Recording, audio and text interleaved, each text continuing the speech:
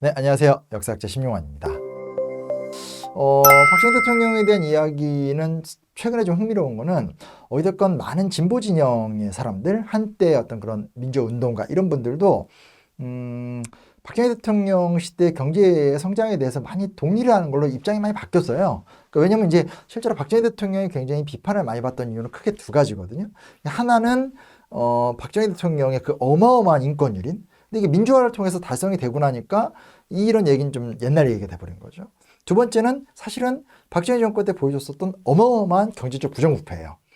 저만 해도 어린 시절이 이제 기억이 나는데 80년대나 90년대까지만 하더라도 한국 사람들이 자국의 역사에 대해서 결코 자랑스럽게 여기지 않았어요. 그리고 자랑스럽게 여기지 않았었던 핵심적인 배경은 뭐냐면 어마어마한 정경유착, 권력자들에 의한 부정부패, 그리고 권력자와 유착했었던 재벌 문제, 이런 것들이 너무너무 심했었기 때문에 사실은 박정희 대통령에 대한 이미지는 그다지 좋지 않았었죠.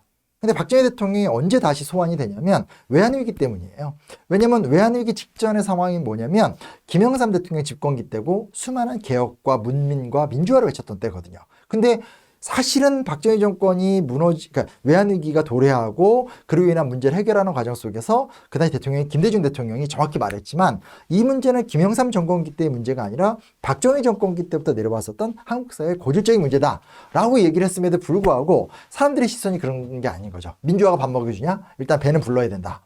그리고 그때 힘들었던 건 다 까먹는 거죠. 그러니까 옛날에 우리가 얼마나 잘 살고 좋아한 줄 알아? 내가 어렸을 때 감자 캐먹고 밀가루 하면 토할 것 같은데 꽁보리가 먹지도 않았는데 내가 우리 카카를 만나서 이렇게 잘 됐다. 이런 식으로 사실은 외환위기라는 초유의 경제 위기를 겪으면서 사실은 박정희 대통령이 화려하게 부활했다. 그래서 먼저 말씀을 드리고 싶은 것은 박정희 대통령의 오늘날 우리가 갖고 있는 굉장히 경제 건설가로서의 이미지조차도 70년대, 60년대 이야기는 아니라는 거예요. 90년대 이후 2000년대 초반에 새롭게 형성된 이야기다라는 얘기를 하나 말씀을 꼭 드리고 싶다는 걸 하고 싶고요. 근데 이제 지금 와서는 어찌됐건 이 여파가 되게 커서 진보적이거나 개혁적인 정치가나 경제학자들도 여튼간에 박정희 대통령 시대 때의 경제 건설이라는 것은 굉장히 의미가 있었고 긍정적이었다고 얘기를 많이 해요. 그러다 보니까 상당히 진보적인 주장을 하는 친구들도 박정희 시대 때 경제 개발에 대해서 별로 이렇게 문제시하지 않는 독특한 현상이 또 있는 건 사실이다라는 말씀 하나 드리고 싶고요. 근데 이제 그 경제개발 이야기하기 전에 드리고 싶은 말씀이 뭐가 있냐면 약간 그 잘못된 이야기에 대한 정보를 바로잡고 싶은 건데요. 뭐 예를 들면 그 박정희 대통령이 5.16 군사 쿠데타를 왜 했을까요? 하면 보통 이제 막 군사혁명, 뭐 우리나라의 조국 근대화를 위해서.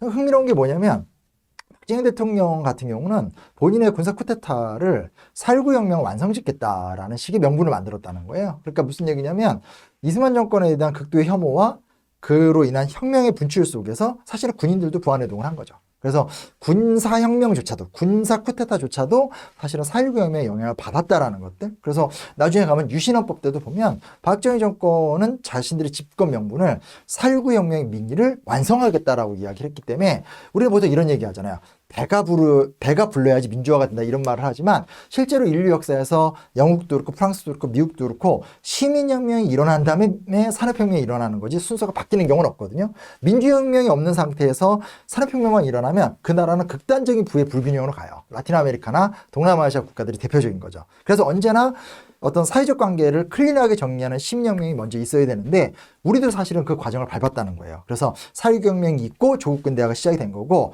박정희 대통령은 지금은 되게 낯선 얘기인데 박정희 대통령과 이 군부조차도 우리는 4.19의 민중적 욕구를 반영하러 나타났다 이렇게 얘기했다는 것들. 이제 박정희 정권기 때 박정희 정권이 어찌됐건 한국 역사의 경제 기틀과 대한민국의 경제 구조를 만들었다. 그리고 그것을 어느 정도 이상으로 성장시켰다. 이걸 부정할 수는 없을 것 같아요.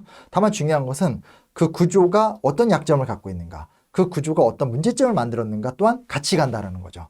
공과 과가 같이 있다는 거예요. 쉽게 말하면.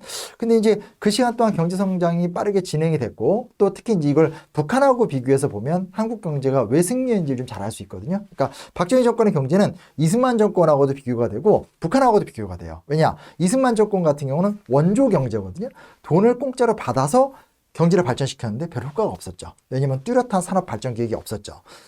그에 비해서 박정희 대통령은 경제개발 5개년 계획. 이거 이승만 대통령은 거절했어요. 왜냐면 경제개발 계획을 만드는 건 스탈린이 제일 처음 한 거기 때문에 빨갱이들 건 받아들일 수 없다. 근데 이제 박정희 대통령이 받아들인 거죠. 그러니까 개발 계획이 있기 때문에 단계적 성장을 도모하게 되니까 경공업, 중화학공업을 성장을 한단 말이에요.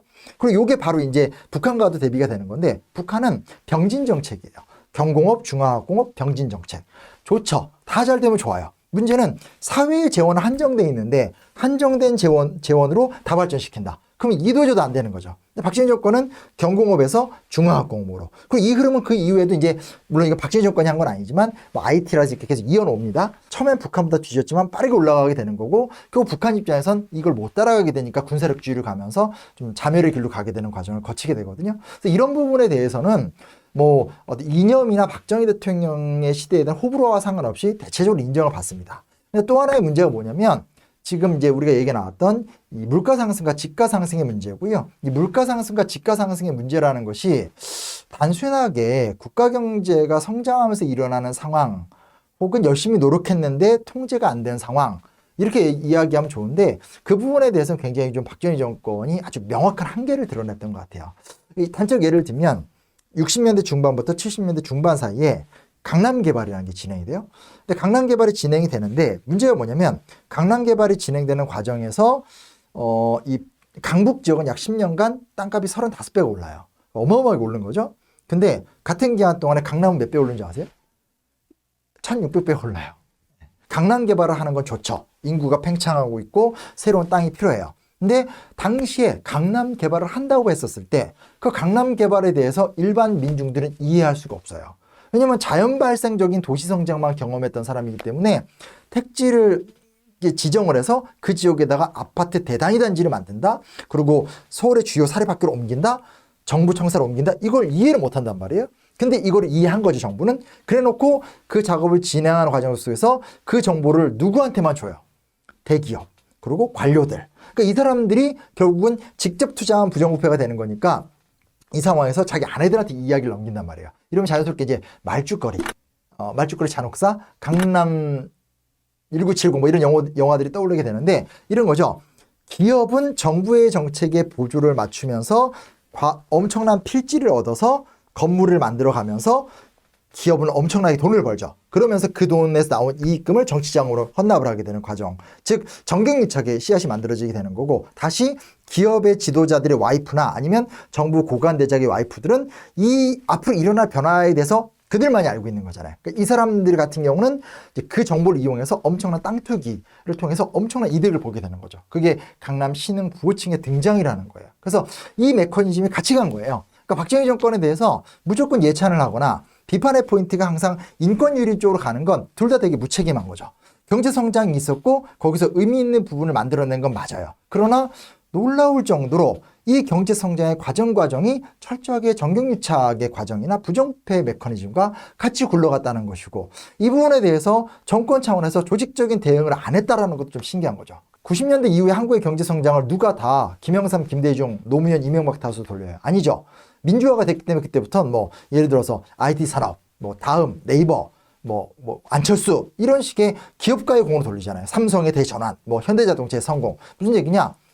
권위주의적 독재자에 의해서 성장하던 시간과 민주화가 된 다음에 민주화로 인해 성장하던 시간의 차이가 또 굉장히 큽니다. 근데 이 부분은 지금 현재 아예 연구가 안 됐기 때문에 등치 비교하기는 힘들지만 조금 더 시간이 지나면 박정희 정권의 경제 성장에 대한 이해도 많이 좀 조정이 될 거고, 그리고 무엇보다 민주주의 이후에 경제가 얼마나 성장했고 사회가 얼마나 성장했는지를 고려한다면 이 과거 이야기는 비할 바가 또 아닌 거죠. 그래서 이런 것들을 우리가 좀 보면서 칭찬하고 칭찬하고 비판하고 비판하고 이렇게 갔으면 좋겠다는 이야기죠.